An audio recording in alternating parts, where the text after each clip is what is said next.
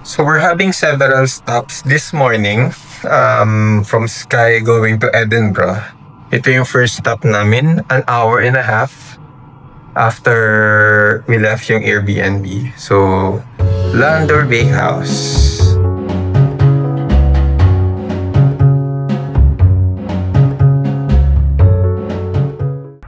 Sa kabila, across, Cloney Inn. So, hotel naman. So, usually, stops ng mga bikers. Kung magbabike sa years sa Scotland. Having a coffee. Maganda yung scene, maganda yung view. Lamig. Ganito yung mga view. Dati nung bata ako, pag kasama ko yung lolo ko o ang tatay ko o kung sino man tito ko, pupunta kami ng bukid. Yung view naman ng Mount Halcon, ang mountain view namin. Swerte kami sa Mindoro kasi may mountain view kami. Meron din kaming beach.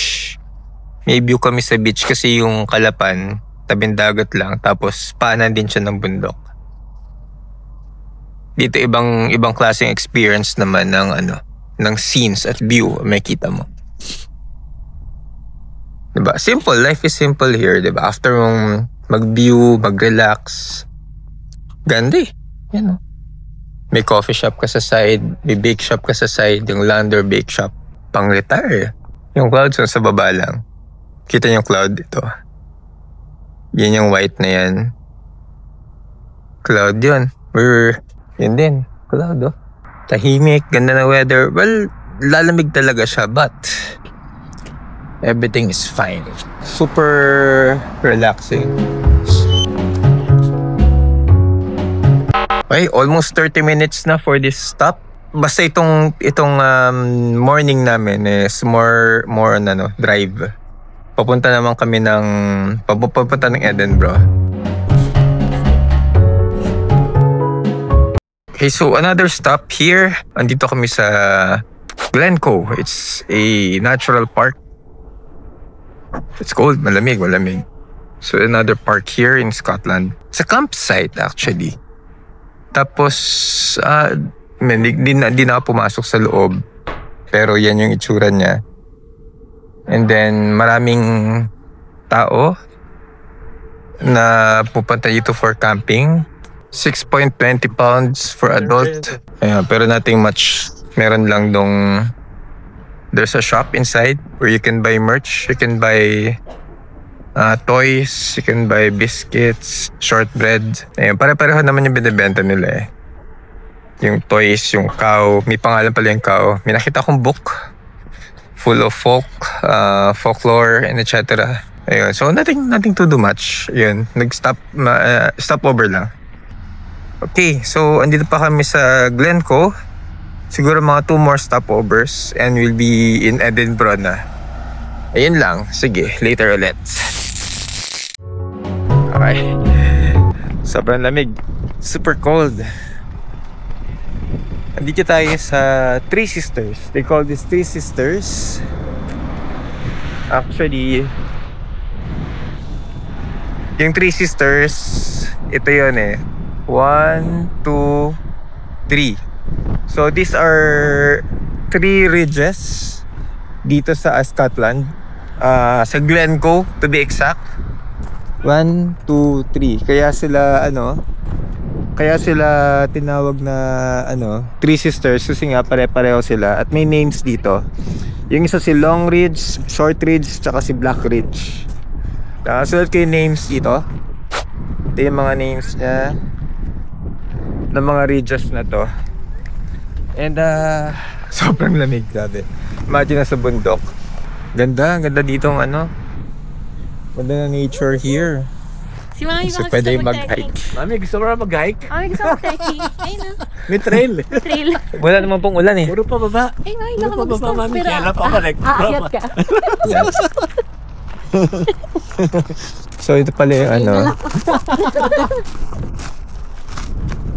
Pagod. So si Long Ridge, Short Ridge, Black Ridge. Dito na tayo.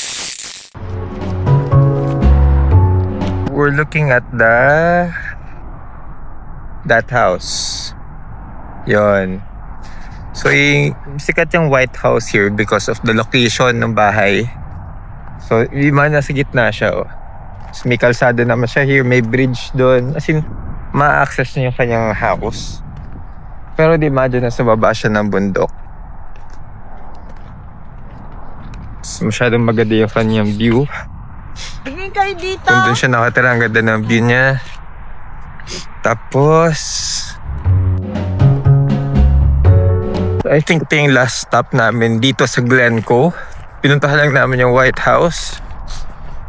So far, super cold. Very cold. Sabi 17 degrees lang daw to. Sabi sa app, pero hindi siya 17 degrees ang pakiramdam. Super lamig. So para siyang viewing site lang. Titignan mo yung itsura ng mountains. Tapos may isang lonely house. A few moments later. Pupunta kami ng Edinburgh Castle. So ito yung dinaan naming alley ng isang araw. Can remember, medyo nasira lang yung camera ko nun. Iba yung setting, but this is the Mill Court. Yung castle nagsasara ng alas 5, pero hahabol kami. So naririnig kami nagbabagpipe.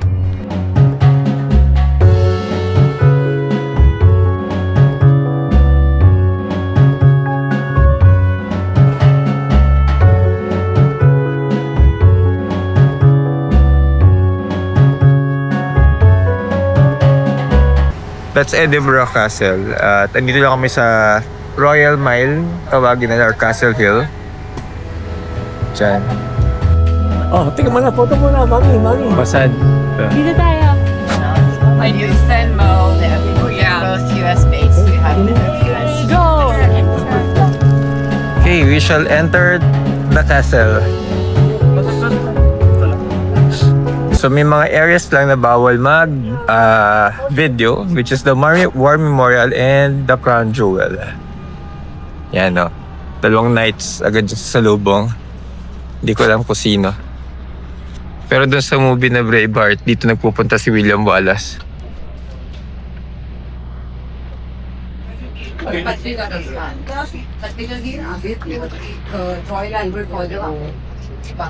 Big government sa China होते हैं लेकिन आगून से बढ़िया लग रहा है Yeah, this castle is in memoriam of of William Wallace. Oh yeah, we also have the audio guide. So naubusan kami ng brochure, ng booklet. Pero may Spanish, meron ding audio guide kung gusto niyo audio guide. So we entered Edinburgh Castle. Ito yung kanyang gatehouse. Yan yung entrance. Pasok ka doon. Information area.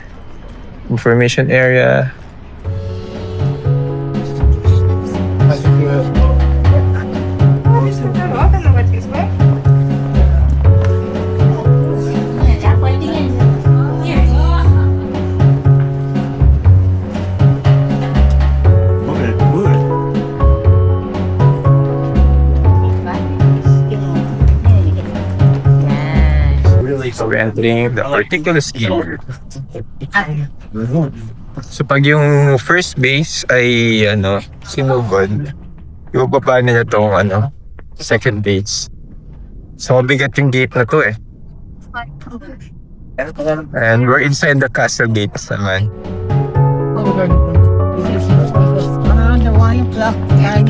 I remember.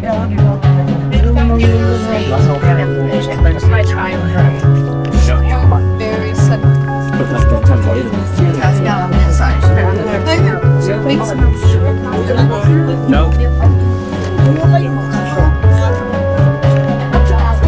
Medyo strategic yung mga artillery nila. Kasi merong invader sa kabila. Nakadirect talaga. So, different sides, meron silang mga different artillery battery na nakatutok kung saan-saan. Sige, mas akit naman kami sa palace.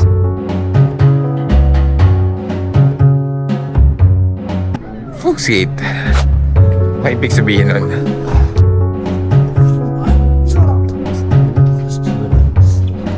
Ito yung Citadel. Ito yung chapel.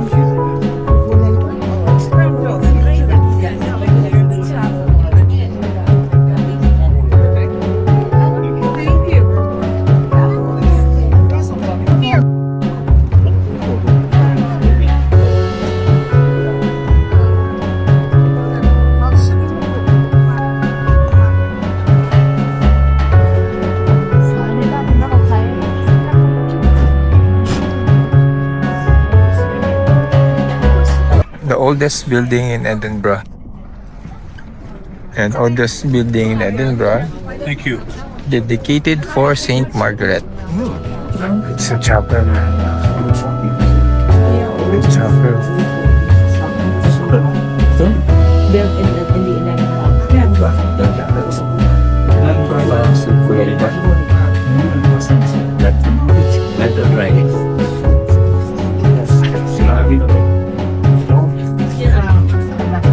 Mahirap mag-picture ba? Mami, picture ka. Yan, ito yung altar dedicated for Saint Margaret. So mga saints na Saint Margaret, Saint Columba.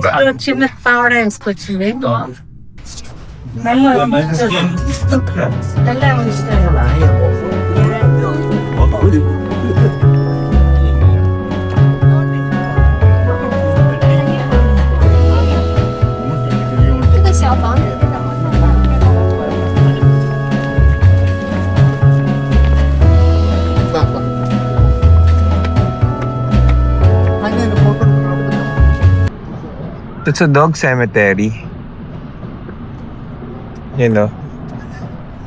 So may mga nakalibing na aso doon. Kasi it's a dog cemetery. Actually, beyond this point, bawal na camera. Pag pumasok kami inside, no camera.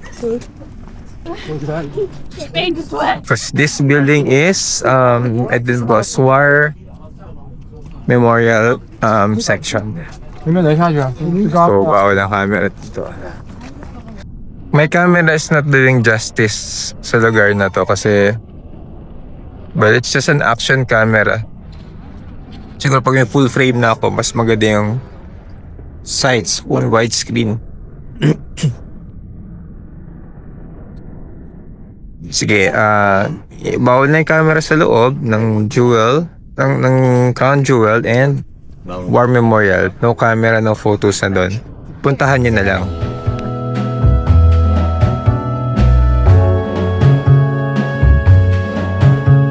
We're done. Tapos na kami sa Edinburgh Castle. Okay. Ayun. So, sorry hindi ko kayo nadala dun sa mga magagandang parts kagaya ng War Museum, yung Crown Jewel, Great Hall. Kasi bawal na camera. Puntahan nyo na lang siguro pagka nagpunta kayo Scotland at marami kayong makikita. You know, if you look over there, yung University of Edinburgh. Yung University of Edinburgh, yun, sikat yun. So magdi-dinner lang kami. I'll wrap this up after dinner namin. And ayun, sige, abangan. But before baka bigla kayo mali. Like and subscribe to my channel mo. Okay, sige. Later ulit. This is the Royal Mile Street. Papunta ng Edinburgh Castle. So isang straight siyang ganun. So, marami kita mga shops, street performances. Ito kanina nakita namin. So nagka-play siya ng traditional Vertraust du dir selber oder vertraust du mir? Nicht schon seit Jahren. Nagba-bagpipe siya kanina, kita na. Then kahapon doon kami kumain. Isang araw pala, hindi kahapon.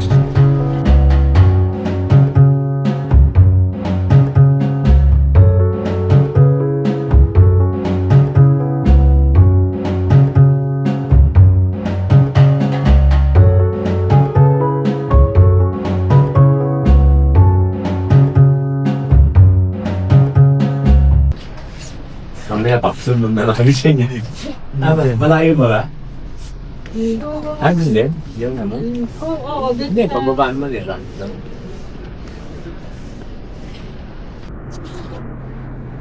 Ito yung Writers Museum, Makars Court. May ito nyo sa mga floor na madami mga literary pieces from authors, artists. Yan, para itong hall atang ito is a monument for Scottish writers.